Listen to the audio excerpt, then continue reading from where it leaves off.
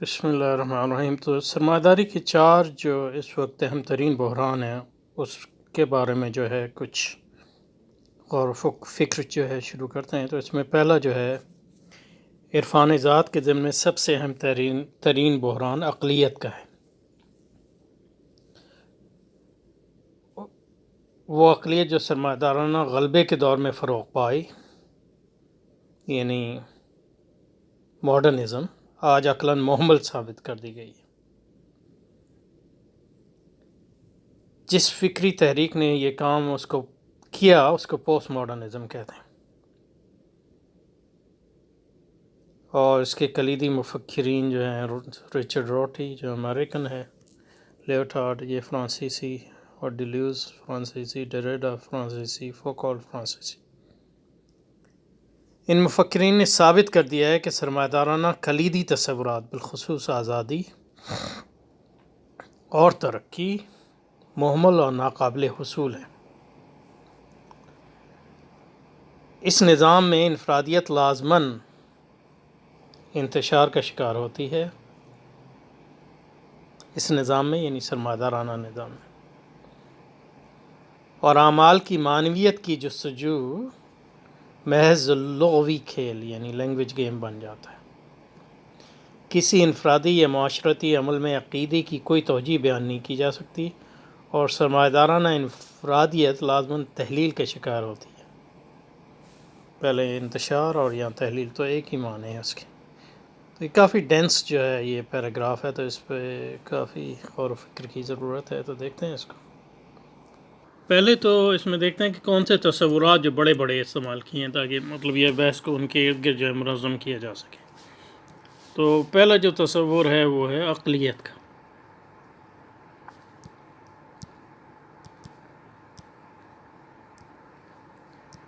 تو اقلیت کا ایک تصور جب سرمایہ داری غالب تھی، دوسرا تصور جو ہے جدیدیت کا ہے، اور تیسرا تصور جو ہے پس جدیدیت کا ہے۔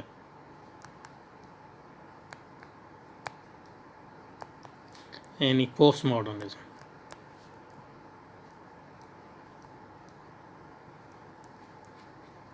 تو اس کو کہیں گے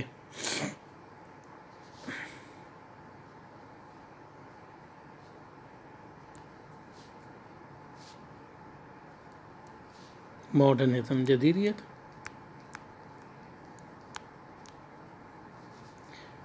اور اقلیت کو آپ کہیں گے ریشنالٹی، تعقل۔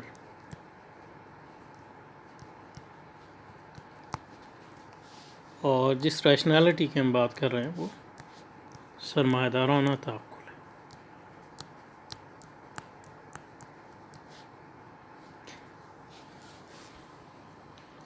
تو کہہ یہ رہے ہیں کہ سرمایہ دارانہ جو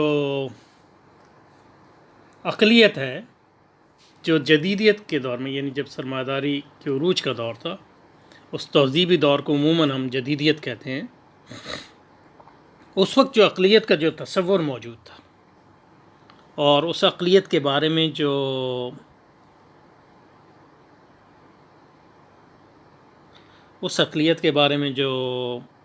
کانفیڈنس، اعتماد موجود تھا، وہ آج نہیں ہے۔ ایک تو یہ بات۔ تو آج کے دور کو مطلب یہ ہے کہ کچھ لوگ، اب یہ مطلب یہ ہے کہ ایک مختلف فی امر ہے کہ ہم پس جدیدیت کے دور میں داخل ہوئے ہیں کہ نہیں ہیں، اور وہ کیا ہے، لیکن یہ کہ سرمایہ داری کے جو زوال کا آج دور ہے اس کو عمومی طور پہ جو ہم کہتے ہیں پس جدیدیت۔ اور جو چیز فرق کرتی ہے جدیدیت اور پس جدیدیت میں یہ نہیں ہے کہ کوئی نیا ہدف ہو گیا ہے، دونوں سرمایہ داری کی عمومی تہذیبی کنسٹلیشن یا مرکبات ہیں، لیکن یہ کہ جدیدیت کے زمانے میں سرمایہ داری جو ہے عروج پر تھی، تو اس پہ جو سرمایہ دارانہ اقلیت ہے اس پر اعتماد بہت زیادہ تھا۔ اور پس جدیدیت میں گو کہ سرمایہ داری کو رد نہیں کر رہے ہیں آپ، سرمایہ داری اس سے بھی یعنی سرمایہ داری سے جو لگاؤ ہے وہ اور زیادہ ہو گیا، لیکن یہ کہ اس کی اقلیت پہ اعتماد جو ہے وہ کم ہو گیا۔ تو یہ ایک بڑھیا. اور عموماً اس قسم کی جب چیزیں ہوتی ہیں تو وہ تہذیبوں کے زوال کی نشاندہی کرتی ہیں. اس کے بارے میں مطلب یہ ہے کہ پورے یقین سے کوئی چیز نہیں کی جا سکتی ایک اس کے بنیاد پہ، اس بحران کے بنیاد پہ. گو کہ جب ہم پورے چاروں بحرانوں کو دیکھیں گے تو ہماری یقین میں مطلب یہ ہے کہ اس اعتماد میں کہ یہ سرمایہ داری زوال کے دور میں ہے بہت اضافہ ہو جاتا ہے. لیکن یہ کہ تو یہ پہلی بات ہے کہ سرمایہ داری کے عروج کے دور جس کو ہم جدیدیت کہتے ہیں اس میں سرمایہ دارانہ عقلیت پر جو اعتماد تھا وہ بہت زیادہ تھا. ابھی میں بتاؤں گا وہ سرمایہ دارانہ عقلیت کیا ہے. تو ایک دوسرا آج جو ہے پس جدیدیت جس کو کہتے ہیں، اگر کوئی چیز ہے تو سرمایہ داری جو ہے زوال کا شکار ہے ان معنوں میں کہ ان معنوں میں نہیں کہ سرمایہ داری کو لوگ رد کر رہے ہیں، نہیں، لیکن سرمایہ داری پر اعتماد جو ہے متزلزل ہو گیا. تو اس میں مطلب یہ ہے کہ مثال تو اس طرح نہیں دینی چاہیے، لیکن صرف سمجھنے کے لیے مطلب یہ کہ آپ کہیں جدیدیت کا جو دور تھا، سرمایہ داری کے غلبے کا دور تھا، وہ دور تھا یعنی سرمایہ داری کے یعنی قرون اولیٰ کا دور تھا، یعنی ان کے سلف صالحین کا دور تھا، نعوذ باللہ. اور یہ جو ہے پھر جو ہے بعد کے لوگ ہیں کہ وہ اس پہ اتنا اعتماد ان کو نہیں رہا. یہ بنیادی اس میں اتنا ایمان نہیں رہا ہے، اتنا یقین نہیں رہا ہے سرمایہ داری کے دعووں پر. سرمایہ داری سے الگ نہیں ہوئے ہیں، لیکن سرمایہ داری کے جو دعوے تھے، جو یقین سرمایہ داری سے لگاؤ تو اور بھی شاید بڑھ گیا ہو، کیونکہ وہ کہتے ہیں کہ مطلب اور اس کے ارد گرد کو اور دکھتا نہیں ہے کہ سرمایہ داری کے چھوڑ کے کہاں جائیں گے، تو کوئی الٹرنیٹیو نہیں ہے. لیکن یہ ہے کہ سرمایہ دار پر اتنا ایمان اور یقین نہیں ہے، خاص طور پہ سرمایہ دارانہ عقلیت پہ. تو اس میں دیکھنا چاہیے کہ اب سرمایہ دارانہ عقلیت پہ جو اعتماد جو یقین تھا وہ کیا تھا. سرمایہ دارانہ عقلیت میں پر جو اعتماد میں کمی آئی ہے، اب پہلے تو یہ سمجھنا ہوگا کہ سرمایہ دارانہ عقلیت کیا ہے، لیکن عموماً دیکھیں کہ سرمایہ دارانہ عقلیت پہ جو اعتماد میں کمی آئی ہے اس کو سمجھنے کی کوشش کرتے ہیں. تو جب نیوٹن اور دوسرے لوگوں نے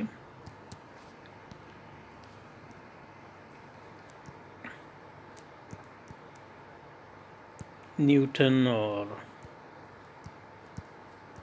کے ساتھ دوسرے جو لوگ تھے سائنس کے میدان میں، انہوں نے نیوٹن اس کا ایک رمز ہے، یعنی طبیعیات میں اور فلکیات میں جو ان لوگوں نے انقلاب برپا کیا جس کو سائنٹیفک ریولوشن کہتے ہیں، سائنسی انقلاب کہتے ہیں، 17ویں صدی میں، 16ویں اور 17ویں صدی میں.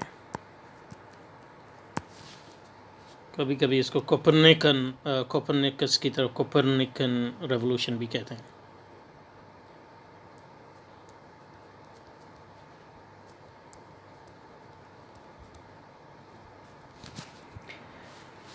جب ان لوگوں نے یعنی انہوں نے کیا انقلاب برپا کیا کہ مطلب یہ کہ سائنسی انقلاب تھا کہ انہوں نے سائنسی منہاج کو ایک چیز انہوں نے کہا ایک سائنسی منہاج ہے، ایک نظریہ علم ہے جس کی بنیاد جو ہے تجربے پہ ہے، یعنی ایکسپیرینس نہیں. تجربے کے لوگ ایکسپیرینس کرتے ہیں، لیکن ایکسپیرینس بالکل مختلف چیز ہے.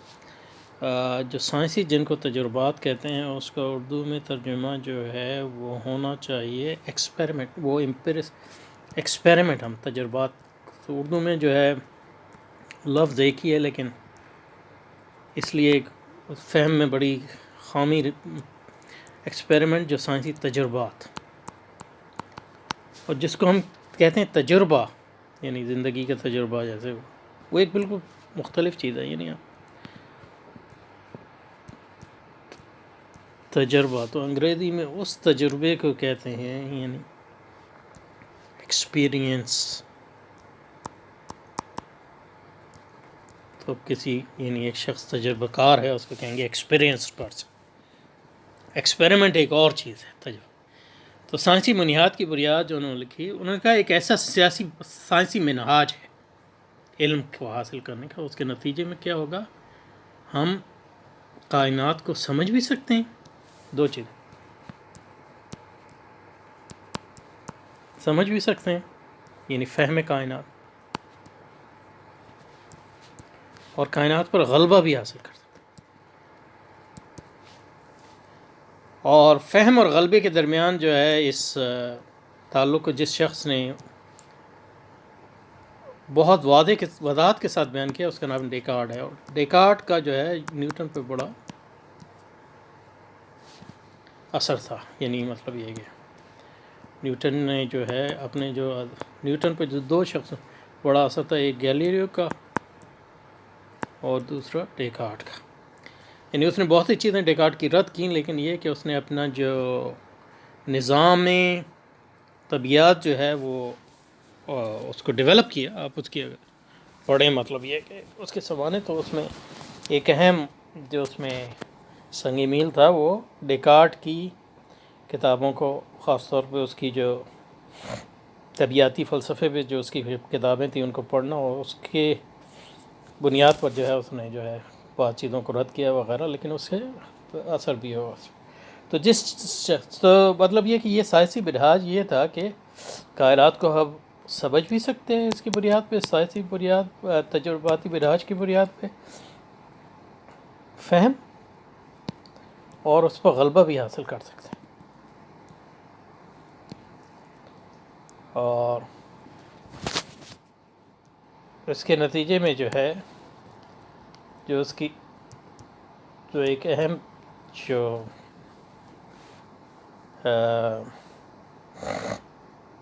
تصور اس میں آیا وہ پروگریس کا تھا، ترقی۔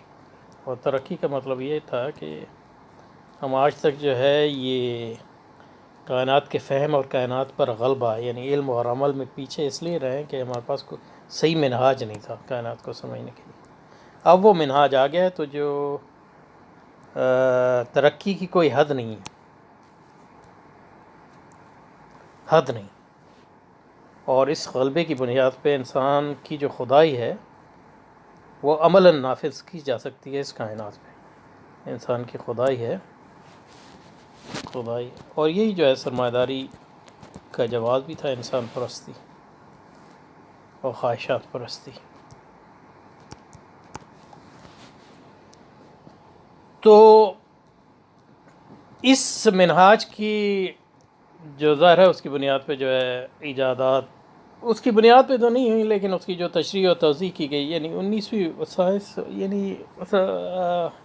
19ویں صدی سے پہلے سائنسی بنیاد پہ جو ہے ٹیکنالوجی کا فروغ جو ہے وہ بہت کم تھا، یعنی وہ ٹیکنالوجی کا فروغ جو ہے بالکل الگ سے ہوا تھا، لیکن جو اس کے بارے میں عام تصور دیا گیا وہ یہی کیا گیا جو ٹیکنالوجی کا فروغ ہوا اور جو کائنات پر وہ سائنس کی بنیاد پہ ہو رہا ہے۔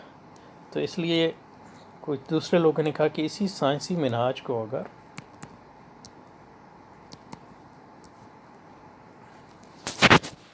ہم دوسرے علوم پر، یعنی طبیعت اور فلکیات میں وغیرہ اور بایولوجی وغیرہ میں تو ہم کامیاب ہو رہے ہیں، اگر اس کو ہم استعمال کریں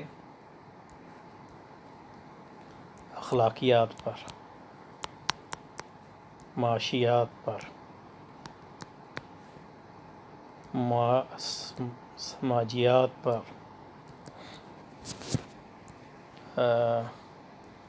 اور سیاسیات پر، تو ہم اسی طرح کا علم، فہم اور اپنے مسائل پر، اپنی معاشرتی دنیا پر غلبہ حاصل کر سکتے ہیں، اپنا تصرف حاصل کر سکتے ہیں، جس طرح ہم نے سائنسی منہاج کو استعمال کرتے ہوئے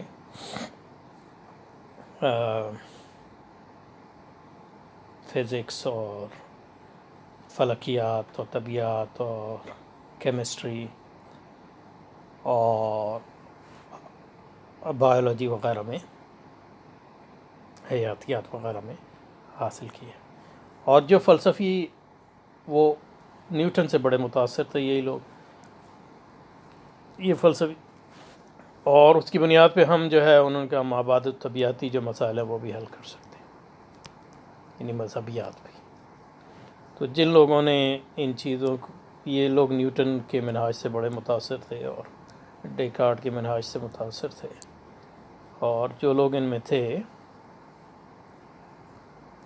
وہ جو مغربی جو جدیدی فلسفہ ہے اس کے اساتین میں ان کا شمار ہوتا ہے. مثلا ہیوم جو ہے وہ بہت لوگ ہوئے یعنی برطانیہ میں پہلے. لاک جو ہے نیوٹن کا معاصر تھا اور نیوٹن اس سے متاثر بھی تھا اور وہ بھی نیوٹن سے متاثر تھا کیونکہ اس نے جو اپنی کتاب لکھی اللہ بھلا کرے ہیومن انڈرسٹینڈنگ پر، بڑی جو اس کی علمیات پر کتاب ہے لاک کی، وہ اس نے لکھی نیوٹن سے متاثر ہو کر. اور اس نے کہا کہ اس کتاب میں علمیات اور ماوت الطبیعت کے بارے میں نیوٹن کا منہاج اس پہ استعمال کر کے وہ سارے مسائل حل کروں گا. اور پھر لاک کا جو بنیادی طور پہ جو ہے ڈسائپل ہے ہیوم، یعنی اس سے بڑا متاثر ہے. اور ہیوم کے جو دوست اور اس کے معاصرین میں آدم اسمتھ ہے، جیسے آدم لوہار، وہ سے تو ہیوم نے جو ہے اخلاقیات پہ اور مابعد الطبیعت پہ توجہ دی، اسمتھ نے جو ہے سماجیات پہ توجہ دی. اور پھر اور لوگ ہوئے جیسے یوٹیلیٹیرین، جیسے بینتھم طرح اور جیمز مل، جو اسٹورٹ مل، ان لوگوں نے جو ہے بھی معاشیات، سماجیات اور سیاسیات پر، اور پھر فرانس میں کومٹے، ان لوگوں، اور بعد میں کانٹ جو ہے وہ ہیوم سے ہی متاثر رہا ہے ایک معنوں میں. اور دوسری طرف وہ ڈیکارٹ سے بھی متاثر تھا، لائبنیز وغیرہ کے ذریعے. تو ان لوگوں کے خیال میں ہم اخلاقیات، معاشیات، سماجیات اور سیاسیات میں بھی وہی علمی یقین اور علمی، اگر ہم نیوٹن کا منہاج استعمال کریں تو ہم اخلاقیات میں بھی علمی اور عملی ترقی کر سکتے ہیں، معاشیات میں بھی، سماجیات میں بھی اور سیاسیات میں. اور اس کے نتیجے میں جو ہے نیوٹن کا منہاج استعمال کر کے جس طرح ہم نے جو ہے اپنے فطری مسائل حل کی ہیں، اسی طرح ہم اپنے معاشی اور معاشرتی مسائل بھی حل کر سکتے ہیں. اور جس طرح فطرت پہ غلبے ترقی جو ہے وہ اس کی کوئی حد نہیں ہے، انسان کی خدائی قائم کرے گی، اسی طرح ان میدانوں میں بھی ترقی کے نتیجے میں انسان جو ہے اپنی ڈیسٹنی یعنی اپنی تقدیر کا اپنا خود مالک ہو جائے گا وغیرہ وغیرہ. سمجھے؟ تو یہ تھا، تو یہ جدیدیت کا جو اعتماد تھا. جدیدیت عقلیت کیا تھی؟ عقلیت تھی یعنی تجربے کی بنیاد پہ، سائنسی منہاج کی بنیاد پہ ہم فطرت کا علم بھی حاصل کر سکتے ہیں اور اس پر غلبہ بھی حاصل کر سکتے ہیں، اور اسی منہاج کے مطابق ہم جو ہے اپنی معاشرتی سماجی زندگی پر کا فہم بھی حاصل کر سکتے ہیں اور غلبہ بھی حاصل کر سکتے ہیں. اور یہ عقلیت جو ہے اس کی بنیاد جو ہے حواس، عقل اور تجربے کی بنیاد پہ یہ سب ہوگا. اس میں نہ تو کوئی ماورائے علوم کا دخل ہے، نہ مذہب کا دخل ہے، نہ وحی کا دخل ہے، کچھ نہیں. اور اس کی بنیاد پہ اس کی بنیاد پہ ترقی ہوگی انسان کو فطرت کے میدان میں، فطرت پہ غلبے، اور فطرت جو ہے انسانی ارادوں کے تابع ہوگی. اور معاشرتی میدان میں اور معاشی اور سیاسی میدان میں بھی انسان کا غلبہ ان معنوں میں کہ وہ جو ہے اپنے مسائل خود اپنے بلبوتے پہ حل کر سکے گا. اس کے لیے اس کا مطلب یہ کہ آسمان کی طرف دیکھنے کی کوئی ضرورت نہیں ہوگی، دین اور مذہب کی کوئی ضرورت نہیں ہوگی. اور اس کی بنیاد پہ جو ہے انسان کے معاشرتی، معاشی، سماجی، اخلاقی میں بھی وہی ترقی ہوگی لامحدود جو ترقی جو ہے سائنس اور فطرت کے میدان میں ہوگی. تو یہ جو ہے اعتماد اور یہ منہاج تھا جدیدیت کا. کس کا؟ جدیدیت. اور پس جدیدیت کو سمجھنے کا آسان طریقہ یہ ہے کہ یہ وہ اعتماد جو ہے بڑی حد تک متزلزل ہو گیا.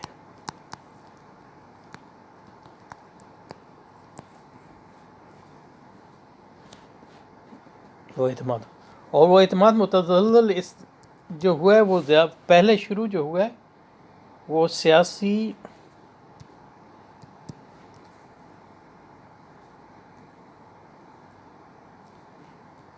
سماجی معاشی اور معاشرتی بنیاد پہ ہوا ہے. یعنی یہ امید کہ ہم ان میدانوں میں بھی وہی ترقی کر سکیں گے علم اور عمل کے میدان میں. علم اور عمل میں جو ہم نے طبیعت اور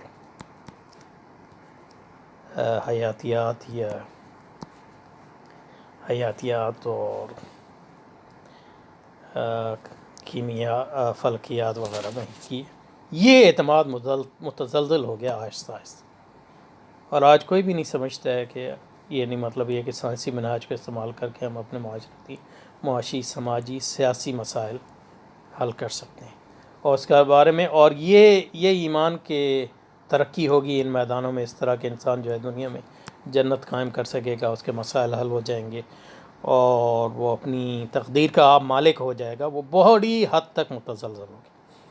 یہ تو نہیں ہوا کہ لوگ جو ہے مطلب کسی دوسرے طرف دیکھ رہے ہیں، لیکن وہ کہتے ہیں کہ مطلب اسی عدم یقین کے ساتھ جینا پڑے گا ہمیں. اور یہ ہماری غلطی تھی کہ ہم نے کہا کہ ہم سیاسی، سماجی، معاشی اور معاشرتی مسائل میں بھی سائنسی منہاج کو استعمال کر کے ویسی ترقی کر سکتے ہیں جیسے ہم نے طبیعت اور حیاتیات اور فلکیات میں کی. یہ ایک ہماری غلطی تھی. اور اس کے نتیجے میں جو سماجی اور معاشرتی سطح پہ جو ترقی ہے اس کے بارے میں جو اعتماد ہے وہ کم سے کم ہوتا جا رہا ہے. اور اس کے نتیجے میں مطلب یہ ہے کہ سماجی، سیاسی، معاشی اور معاشرتی جو نئی توجیہات جو ہے وہ بھر نہیں رہی ہیں. اس کے مقابلے میں جو جوادات ہیں وہ بڑے کھوکھلے، یعنی تو اس لیے اس کی ضرورت پڑتی ہے کہ پھر مطلب یہ کہ اپنے تہذیب پہ آپ کا اتنا اعتماد نہیں رہا تو پھر آپ دوسرے کا خوف پیدا کریں گے، مطلب اسلام کا خوف یا مہاجرین کا خوف، یا مطلب یہ خوف کہ ہماری تہذیب جو ہے ختم ہو جائے گی. اور اس خوف کی اس کے بارے میں جو ہے بنیادی کوئی نئے دلائل نہیں آ رہے. یہ جہاں تک سائنس کے میدان میں ہے وہاں متزلزل جو ایمان ہوا ہے اس پہ سائنس میں اتنا ایمان متزلزل نہیں ہوا ہے. سائنس میں حقیقت یہ ہے کہ سائنس ہی ان کے اعتماد کو ابھی تک باہر رکھے ہوئے ہے.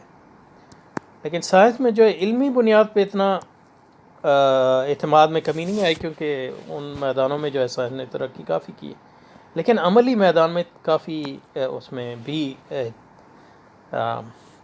عملی میدان میں بھی اس میں جو اس پہ اعتماد میں ہے وہ تزلزل آیا ہے. اور وہ تزلزل جو آیا ہے وہ آیا ہے ایک تو ماحولیاتی بحران کی وجہ سے کہ مطلب ہم تو سوچے تھے کہ کائنات پہ ہماری خدائی کام ہوگی، لیکن کائنات از فائٹنگ بیک. یعنی کائنات جو ہے وہ اب ہمیں جو ہے ذرا جو ہم نے اس پہ کیا وہ ہمیں دوبارہ جو ہے ہمیں اس کا مزہ چکھا رہی ہے. یعنی بحران، آلودگی کی سطح میں اور ماحولیاتی بحران کے بارے میں جو پریڈکشنز ہیں جو ہیں وہ بہت یعنی خوفناک ہیں. اور دوسرا یہ ہے کہ سائنس نے ترقی تو کی ہے لیکن اس کے باوجود جو ہے جو فطرت پر ہمارا مکمل غلبہ نہیں ہے. بیماریوں کو مکمل ختم نہیں کر سکے ہیں، نئے بحران، بیماریاں آ رہی ہیں نئے. تو اس معاملے میں عملی میدان میں سائنس پر اعتماد جو ہے اتنا متزلزل نہیں ہوا جتنا معاشرتی علوم میں ہوا ہے، لیکن ہوا ہے. لیکن علمی طور پہ سائنس پہ اعتماد اب بھی کافی زیادہ ہے. اور یہی چیز ہے جو اس تہذیب کو بھی یعنی علمی سطح پر بچائے ہوئے ہے. سائنس پر جو ان کا یقین ہے وہ ابھی اتنا متزلزل نہیں ہوا جتنا جو ہے ہم نے کیا. تو یہ لب لباب ہے اس کا. تو ہو سکتا ہے مطلب اگلی مضمون میں اس کو جاری رکھیں گے، یا یہ کہ اگر کوئی اور بات نہ ہوئی ذہن میں نہیں آئی تو پھر دوسرے بحران کی طرف چلیں گے. ٹھیک ہے، لیکن یہ لب لباب اس میں آ گیا. تو اب دیکھیں جو ہماری عبارت تھی اس کو دوبارہ پڑھتے ہیں. تو عرفان ذات کے ذمے سب سے اہم ترین بحران عقلیت کا، وہ عقلیت جو سرمایہ داروں غلبے کے دور میں فروغ پائی، یعنی ماڈرنزم آج عقلاً معمل ثابت کر دی گئی ہے۔ جس فکری تحریک نے یہ کام کیا اس کو پوسٹ ماڈرنزم کہتے ہیں۔